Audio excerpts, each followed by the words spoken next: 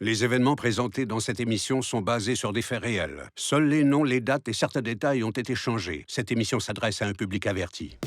Dans cet épisode de Meurtres insolites, en apparence, James, un riche chirurgien esthétique, et Julia, une femme au foyer, forment un couple parfait. Mais à l'abri des regards, ils combattent tous les deux de terribles démons intérieurs. Qui est Madame Extra Large? Quand leur mariage frappe un mur, les enquêteurs doivent chercher une mystérieuse femme de taille forte. Ouais, c'est bizarre. Qui sera inévitablement mise à nu.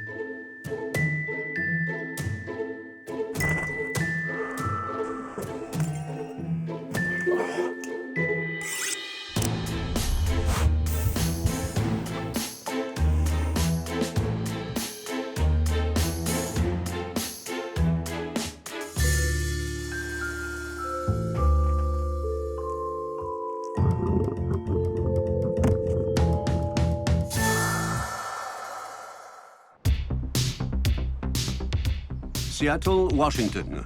Une ville entourée de splendeur naturelle. On remontera un peu la joue. Mais pour certains citoyens, naturel est un terme relatif. Pendant qu'on y est, on s'occupera de votre cou. La peau pend un peu trop. James est un chirurgien esthétique réputé possédant une clinique florissante.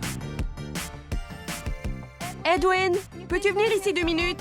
Sa femme Julia est une ménagère comblée qui se dédie entièrement à leur enfant unique, Isabelle. Isabelle a ses cours d'équitation à 16 heures. Pouvez-vous vous assurer qu'elle est convenablement vêtue?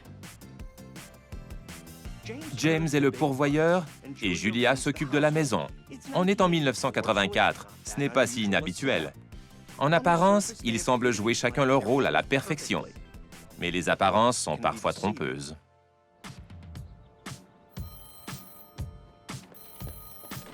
Allô? Tu sais très bien que je n'aime pas attendre. James a la réputation d'être un homme très strict et exigeant. J'étais juste à la salle de bain. Je parie que tu prenais un bain moussant en te préparant à recevoir ton amant tout à l'heure. James, s'il te plaît, j'ai des courses à faire.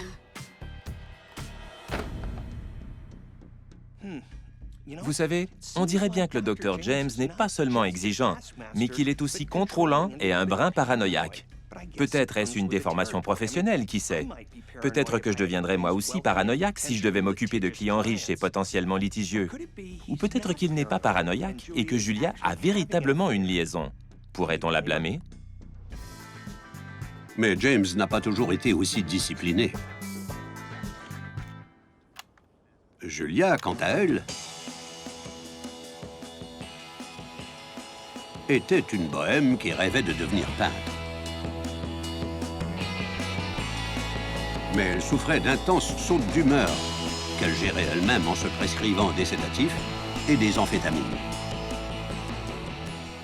Il faut faire attention avec les stimulants et les sédatifs parce qu'on ne veut pas être stimulé quand on doit être tranquille, ni tranquille quand on doit être stimulé. Même si je n'y connais pas grand-chose. En 1977, je venais de m'acheter ma première affiche de Farrah Fawcett.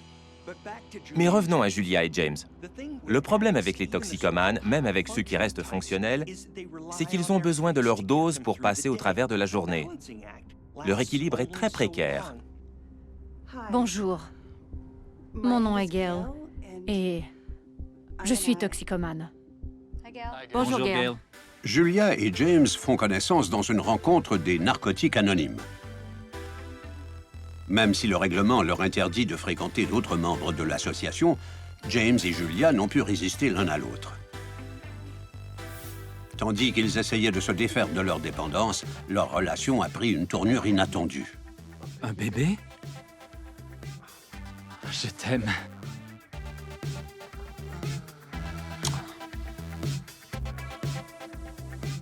Après un mariage précipité, James ouvre sa propre clinique de chirurgie esthétique et s'attend à ce que Julia quitte son travail et s'occupe de leur enfant.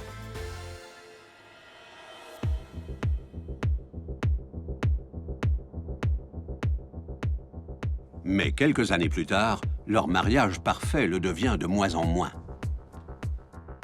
Tu t'habilles comme ça? Où est ta robe Halston? J'ai pensé que celle-ci était plus appropriée. Pourquoi? Faire le trottoir? Si je parlais sur ce ton à ma femme, Je ne le fais pas parce que je ne veux pas qu'elle casse toute la vaisselle. Le Dr James est ce qu'on appelle un alcoolique abstinent. Son obsession est de contrôler tous les aspects de sa vie, et en particulier sa femme. Julia, quant à elle, est devenue femme au foyer pour lui. Même si elle aime l'argent, je parie qu'elle trouve que son bonheur lui coûte cher. Va te changer, on va être en retard.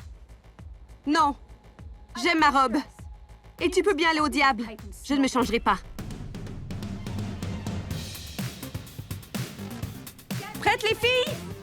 C'est parti. 1, 2, 1, 2. Ensemble. Oui. Julia, blasée de jouer le rôle de ménagère que lui a attribué James, commence à affirmer son indépendance. Attention, suivez-moi. Le cheval, le cheval, le cheval. Séraphina et Robbie, comment puis-je vous aider à devenir le meilleur de vous-même? Je veux parler à ma femme tout de suite. Julia reprend son air d'aller. Et pour un homme comme James, plein d'ego et de faiblesse, perdre le contrôle de sa femme est signe qu'il est sur le point de perdre le contrôle de sa vie. Elle donne un cours en ce moment. Rappelle-la.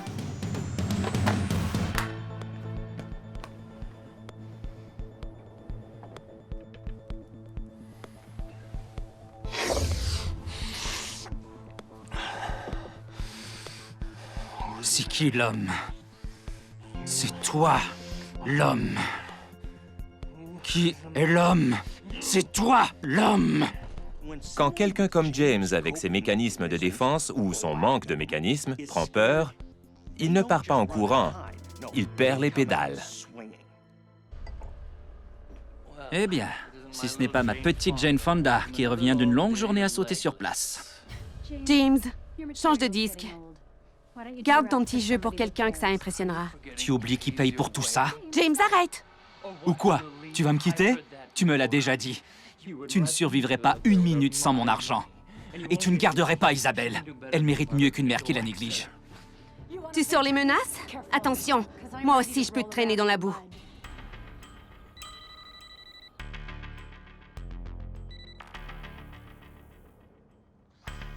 Je ne sais pas où est ma femme. Laissez-moi tranquille, bon sang.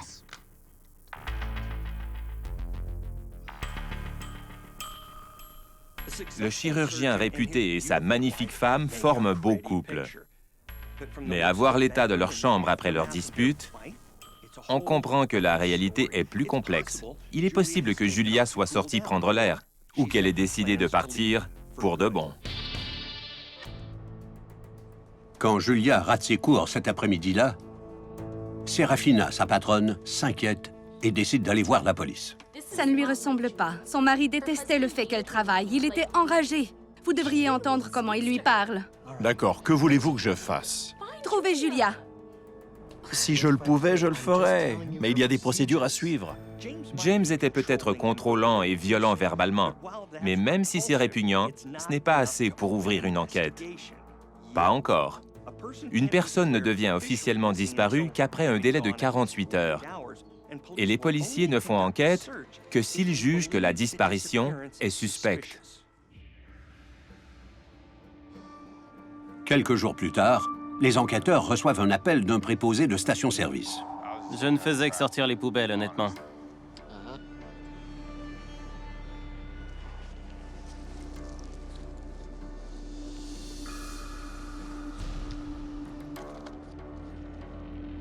Julia, hein? Comme les 48 heures sont passées et qu'une de ses cartes d'identité a été retrouvée, Julia est maintenant officiellement considérée comme une personne disparue.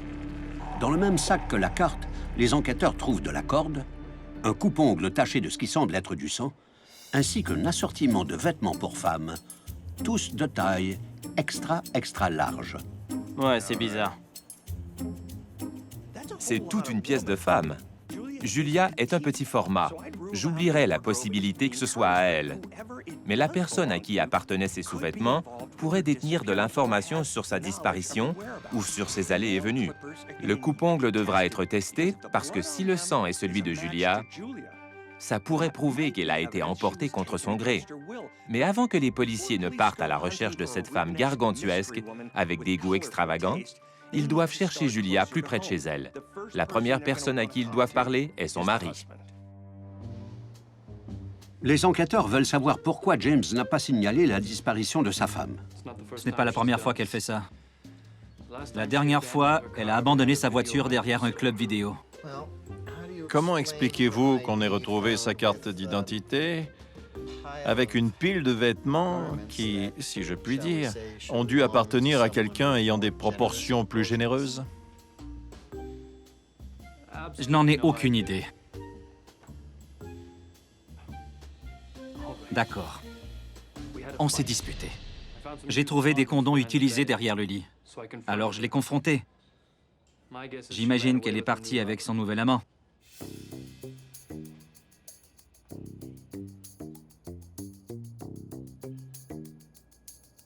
Elle est à Julia, au cas où vous auriez besoin d'une odeur pour les chiens pisteurs. Ce gars est tellement attentionné. Ça me touche. Un homme qui donne aux policiers une blouse pour qu'ils aient une odeur à faire sentir aux chiens, ce n'est pas la chose la plus curieuse que j'ai vue au cours de mes enquêtes. J'ai rencontré un homme qui disait avoir une double personnalité et que sa seconde personnalité était celle d'un chien. Je ne parle pas le Rottweiler. En fait, un tout petit peu, mais pas parfaitement. James a réponse à toutes les questions des enquêteurs. Mais en tant que policier, quand on est confronté à une situation qui semble louche, on doit suivre son instinct et voir où ça nous mène. L'enquêteur Falco parle à Serafina en espérant qu'elle puisse faire la lumière sur les déplacements de Julia. Je vous avais dit que quelque chose clochait, vous ne m'avez pas écouté. D'accord. Vous savez quoi? Je vous écoute maintenant. Je suis tout oui. Avait-elle des secrets? Son mari est venu me voir et il a insinué qu'elle avait peut-être une aventure. Quoi? C'est lui qui a des secrets. Julia m'a tout raconté.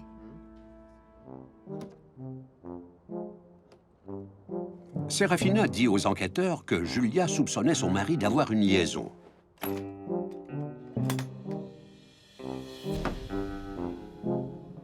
Elle avait ouvert un coffre que James refusait qu'elle touche à la recherche de preuves.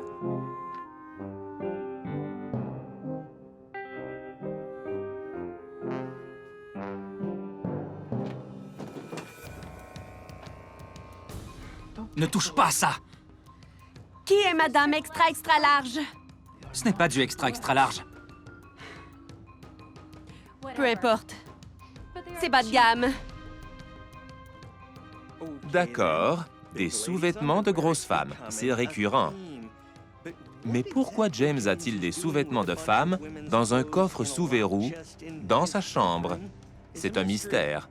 Ou bien, est-ce simplement un fantasme? Il a nié l'avoir trompée et il lui a même ordonné de ne plus fouiller dans son coffre au trésor. Désolé, vous en voulez une? Je ne mange pas de bonbons. Comme vous voulez.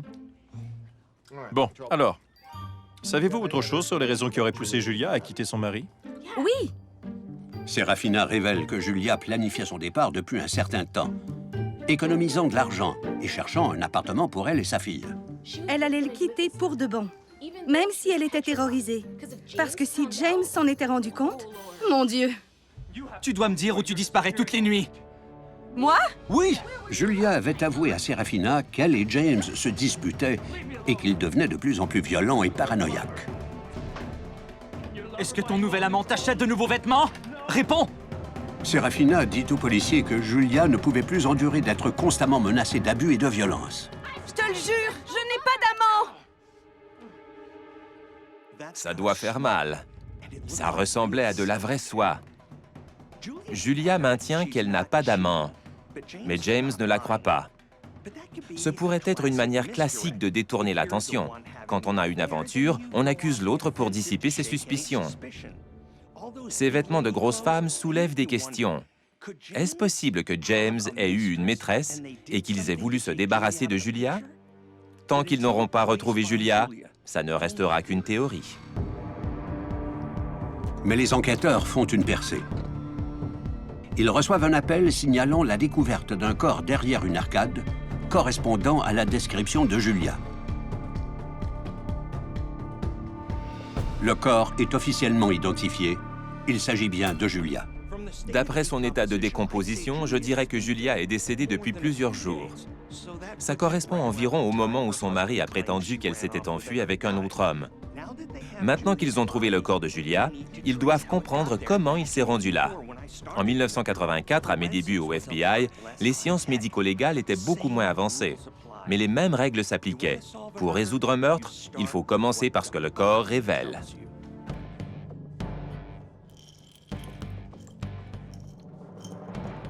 L'autopsie conclut que la cause de la mort de Julia est l'asphyxie.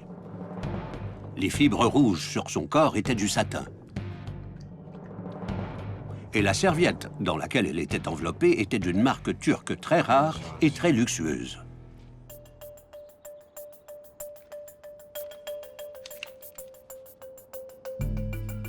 Quand les policiers fouillent la maison, ils découvrent un oreiller taché de sang.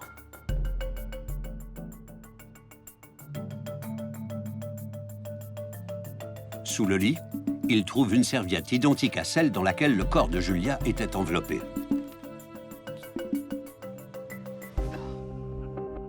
On se dit, Steve, pourquoi ne pas vérifier l'ADN? En 1984, les tests d'ADN étaient à peine développés. Personne ne les utilisait encore. Pour boucler une affaire dans les années 80, ça prenait plus de travail de terrain. Toutes les preuves devaient avoir un lien direct avec le crime. À l'époque, on ne pouvait pas simplement brandir le test d'ADN.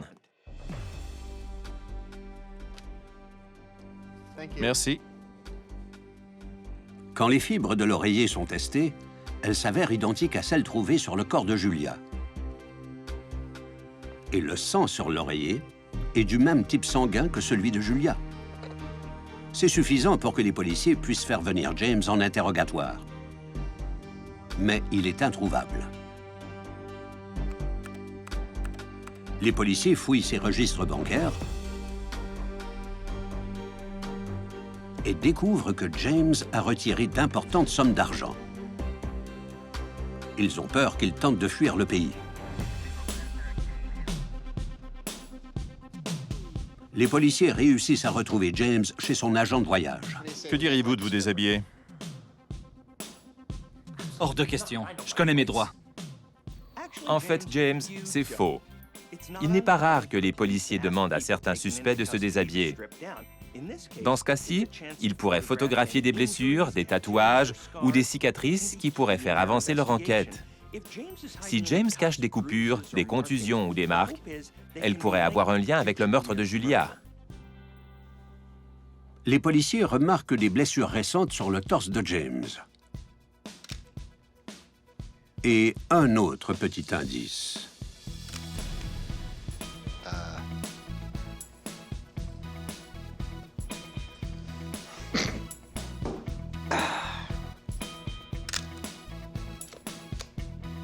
Oui.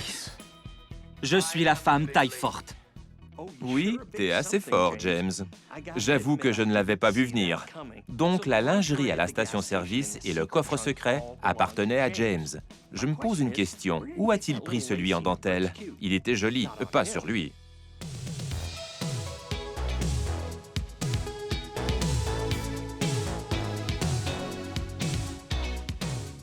Il n'y a aucune femme mystère. James, le chirurgien esthétique contrôlant et dominant, s'habille en femme.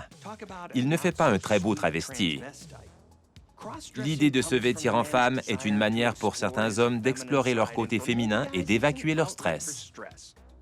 Plus il y a de tensions au travail ou à la maison, plus ils ont envie de le faire. Avec ses problèmes conjugaux, sa dépendance et le stress généré par son travestisme secret, James était probablement une bombe à retardement. Mais les sous-vêtements ne suffisent pas à prouver qu'il a tué sa femme. Les policiers doivent trouver davantage de preuves pour que la poursuite soit entendue. Dites-moi, avez-vous déjà vu cet homme? Ouais. C'est un vrai salaud.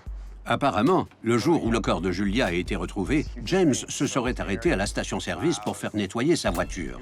Il a beaucoup insisté pour que son coffre soit impeccable. Je parie, oui. Et il n'a pas dû laisser de pourboire. Mais Mick vient de trouver la dernière pièce du casse-tête. Les preuves contre James s'accumulent. Les fibres sur le corps de Julia correspondent à celles de l'oreiller taché de sang. Elle était enveloppée dans une serviette identique à celle retrouvée dans la maison. La déposition de Serafina témoigne du comportement menaçant de James.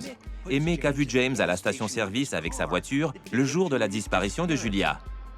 Et je parie que quand ils examineront le coffre de la voiture, ils trouveront d'autres preuves. Si les enquêteurs arrivent à faire parler James, ils pourront boucler l'enquête avec un beau gros ruban rose. Allô? Ça fait 1 heure. Qu'est-ce qui se passe? Enfin. Merci. J'aurais préféré une eau pétillante. Ah oui?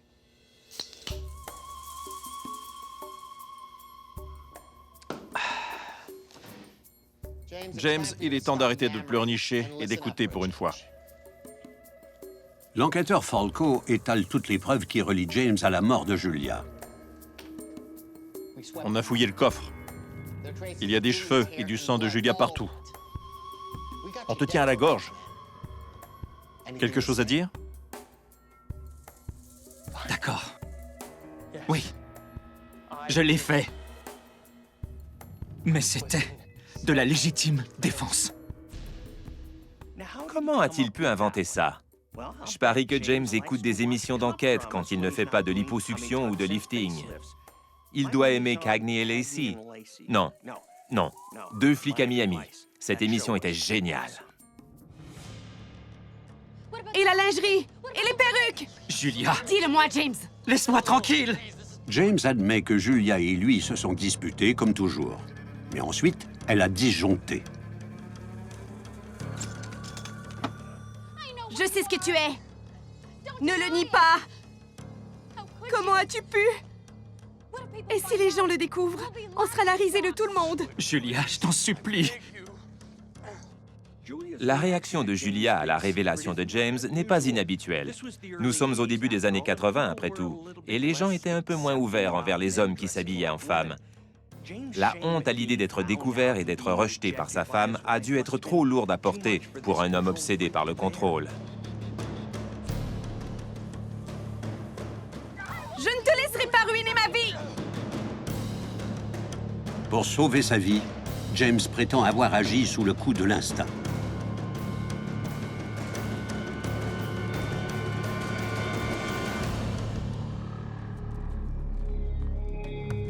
Il dit qu'après avoir tué Julia, il l'a mise dans sa voiture et a essayé d'enterrer le corps près de la maison de campagne d'un ami. Mais il n'a pas réussi. Alors il a garé sa voiture pour la fin de semaine avant de finalement trouver une benne à ordures. Elle n'a pas compris. Elle était tellement conservatrice. J'ai dû détruire mes plus beaux sous-vêtements à cause d'elle. Je peux avoir une eau pétillante? James a enfin livré son gros secret. Mais les policiers n'ont que sa version des faits. À moins que Julia ne puisse parler depuis sa tombe.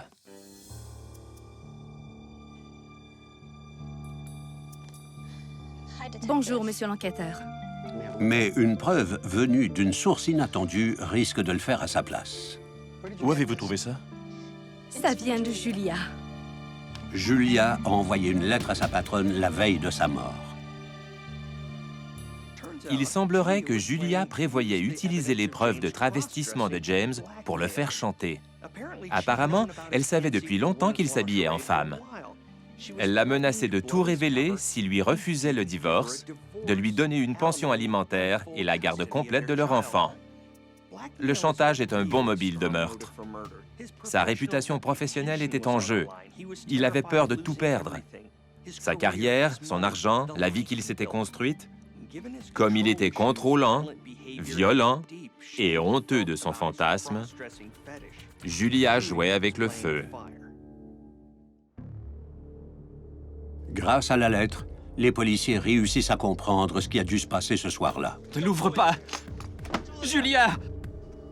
Julia en avait marre de la paranoïa et des abus de James et a décidé de répliquer. La mariée? La femme de chambre? Oh, ma préférée, la vilaine infirmière. N'y touche pas! Vas-y, j'ai des copies. Je veux divorcer. Et si tu essaies de me prendre Isabelle, je n'hésiterai pas à les utiliser en cours. Tu crois que tu peux me menacer? Julia s'attend à ce que James plie sous les menaces.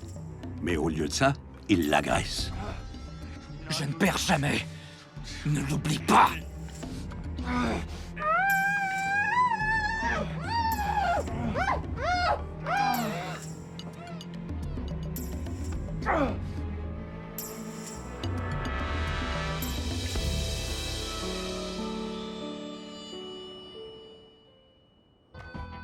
Après une étude plus poussée, les médecins légistes déterminent que James s'est lui-même infligé ses blessures à l'aide d'un coupe-ongle. James a tenté de prétendre que Julia l'avait attaqué. Mais les bonnes vieilles techniques d'enquête et la science l'ont démasqué. Même si les tests d'ADN n'étaient pas utilisés à l'époque, les experts ont réussi à le relier au crime. Et ils ont démenti les allégations de légitime défense de James. Je me demande s'il a un uniforme de prisonnière dans son coffre. Orange, peut-être? James est accusé de meurtre au second degré. Mais le jour de sa première apparition en cour, il s'effondre. Il est emmené à l'hôpital où il est déclaré mort. En vérité, James avait un cancer en phase terminale et il savait que ses jours étaient comptés. Il était tellement terrifié à l'idée de perdre son statut de riche chirurgien qu'il était prêt à tout, même à commettre un meurtre. Au final, il n'a même pas eu à en subir les conséquences. Il n'a pas eu à endurer un procès public qui aurait exposé son fétiche secret. Il a pu conserver sa précieuse réputation et s'éviter de faire de la prison pour avoir tué Julia. C'est l'ultime carte à jouer pour ne pas y aller. Bon sang, ce que les gens sont prêts à faire.